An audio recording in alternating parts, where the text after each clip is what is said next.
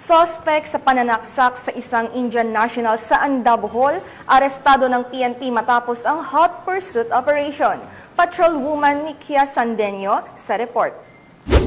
Hawak na ng Anda PNP ang lalaking suspect sa pananaksak at pagpatay sa isang kolektor ng Indian National matapos itong maaresto sa isinagawang hot pursuit operation ng mga otoridad sa harap ng Palawan Poncia Poblasyon, Anda, Bohol noong ika-19 ng Oktubre taong kasalukuyan.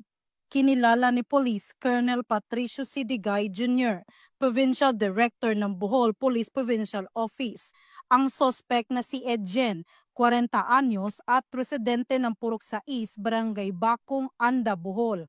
Batay sa ulat ng pulisya, nakainom umano ang suspect at may iniinda itong problema sa pamilya nung nangyari ang insidente ng pananaksak. Samantala, kaagad isinugod ng responding kapulisan ang biktima sa paggamutan, ngunit idineklara na itong dead on arrival matapos itong magtamo na maraming sugat sa katawan. Kasong homicide ang kakaharapin ng nasabing suspect na kasalukuyang nasa kustodiya na ng Anda Municipal Police Station. Magandang tanghali sa ating mga kababayan. Ako po si PCME Sangilito Bilyondo, Public Information Officer sa Anda Police Station.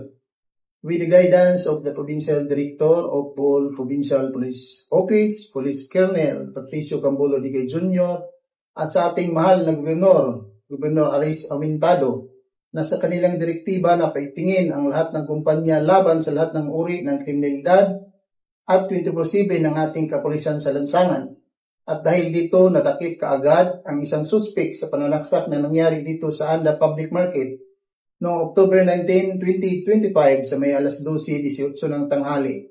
At nagpapasalamat din tayo sa mga kababayan nating Andahanon na dahil sa kanilang tulong na-identify kaagad ang salarin at kaagad nasakuti ng ating responding personnel. Ang matagumpay na pagkaresto ng suspect ay patunay ng Anda PNP ng kanilang mas pinaigting na pagpapatupad ng batas upang panatilihing ligtas at payapa ang komunidad alinsunod sa direktiba ni Police Lieutenant General Jose Melencio C. Nartates Jr., Acting Chief, Philippine National Police. Mula dito sa Central Visayas, ako yung Police News Network Correspondent, Patrolwoman Nikia Cañedo, alagad ng batas, taga-taguyod ng Balitang Pulis.